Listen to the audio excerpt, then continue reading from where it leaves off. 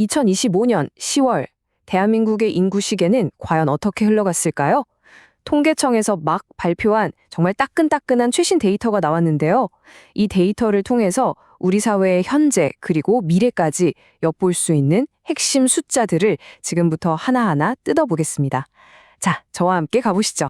가장 먼저 보여드릴 숫자는 바로 이겁니다. 마이너스 7,781.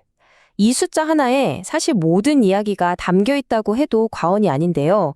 2025년 10월 딱 한 달 동안 대한민국 인구가 이만큼 자연적으로 줄어들었다는 뜻입니다. 그러니까 태어난 아기보다 돌아가신 분이 무려 7,781명이나 더 많았다는 거죠. 아니 도대체 무슨 일이 있었길래 이런 결과가 나온 걸까요? 지금부터 그 속사정을 하나씩 살펴보겠습니다. 오늘 저희가 살펴볼 내용은 크게 4가지입니다. 마치 우리나라의 건강 상태를 진단하듯이 이 활력 징후들을 하나씩 체크해 볼 텐데요. 첫째, 출생률 이야기. 둘째, 사망 동향. 셋째, 우리 사회의 변화를 보여주는 혼인과 이혼. 그리고 마지막으로 이 모든 걸 종합해서 결론을 내려보겠습니다. 자, 그럼 첫 번째 활력 징후부터 바로 시작하죠. 바로 출생률입니다. 사실 계속 하락세였잖아요. 그런데 이번 10월 데이터에서는 아주 조금 의외의 모습이 나타났습니다.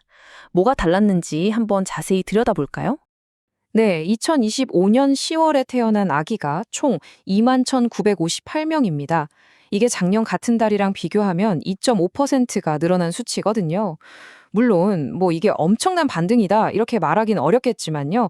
계속해서 쭉쭉 떨어지던 걸 생각하면 이 작은 증가, 이거 분명히 의미 있는 신호라고 볼 수 있습니다. 지금 보시는 이 그래프가 그 변화를 아주 잘 보여주고 있습니다.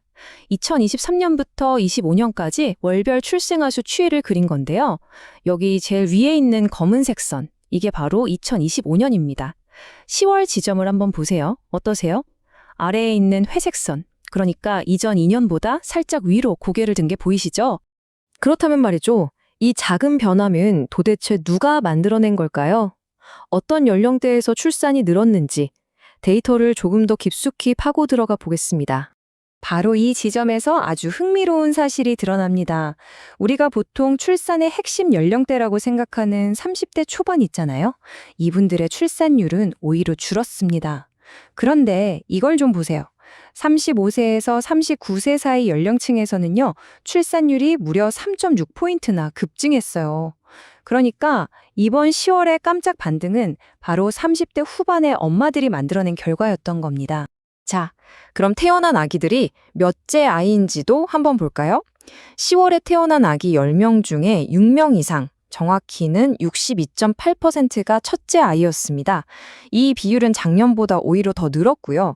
반면에 둘째 아이 비율은 조금 줄었어요. 다자녀 가정이 점점 줄어드는 우리 사회의 단면을 이 숫자가 또 한 번 보여주는 셈이죠. 자, 이제 인구 변화라는 방정식의 나머지 한 축을 살펴봐야겠죠? 두 번째 활력 징후, 바로 사망 동향입니다. 2025년 10월 사망자 수는 29,739명이었습니다. 작년 같은 달하고 비교했을 때 0.3%가 줄어들었는데요.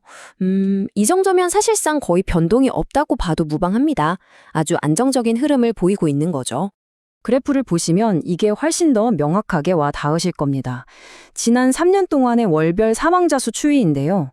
선 3개가 거의 하나처럼 딱 붙어서 움직이는 게 보이시죠?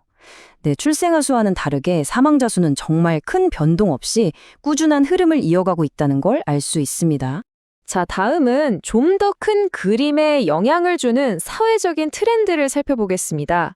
세 번째 활력 징후, 바로 혼인과 이혼 통계입니다. 이런 지표들이 또 미래의 출생률을 가늠해 볼 수 있는 중요한 단서가 되기도 하거든요.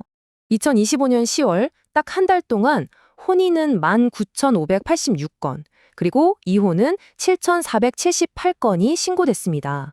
이 두 숫자를 나란히 놓고 보면 매달 거의 2만 쌍이 새로운 가정을 만들고 또 7,500쌍 정도는 관계를 정리하고 있구나 하는 걸 알 수 있죠. 이걸 작년하고 비교해보면 그 흐름의 차이가 더 선명하게 보입니다.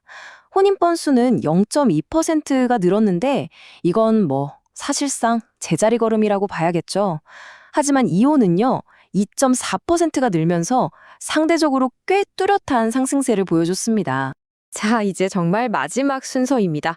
지금까지 우리가 살펴본 출생, 사망, 그리고 혼인, 이혼 데이터까지 이 모든 조각들을 다 맞춰서 최종 결론 한번 내려보겠습니다.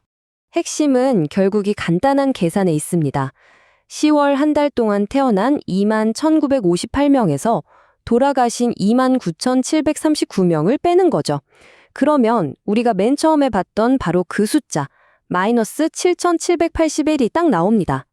인구가 자연적으로 얼마나 줄었는지를 아주 명확하게 보여주는 결과입니다. 그리고 지금 보시는 이 그래프가 말해주듯이 이런 자연 감소는 결코 일시적인 현상이 아닙니다. 월별 인구 자연 증감 추이 그래프인데요. 저기 검은색 선, 2025년 선이 0을 기준으로 한참 아래에서 계속해서 움직이고 있는 거 보이시죠? 인구 감소가 그냥 어쩌다 한 번이 아니라 계속 이어지는 패턴이라는 걸 증명하는 아주 강력한 증거입니다. 자, 그럼 2025년 10월의 인구 동향을 한 문장으로 딱 요약해 볼까요? 아마 이렇게 정리할 수 있을 것 같습니다. 30대 후반 엄마들의 고군분투 덕분에 출생아가 잠깐 반짝 늘었지만 꾸준한 사망자 수라는 벽은 넘지 못했다. 그래서 결국 7,700명 넘게 인구가 줄어드는 큰 흐름 자체를 바꾸지는 못했다. 이 정도로 정리할 수 있겠네요. 오늘 우리가 함께 본 이 데이터는 사실 딱 한 달이라는 아주 짧은 기간의 단면일 뿐입니다. 하지만 만약에 이런 추세가 앞으로도 계속 이어진다면 이건 과연 한 나라의 미래에 어떤 의미를 갖게 될까요? 이 질문을 여러분께 던져보면서 오늘 이야기는 여기서 마무리하도록 하겠습니다.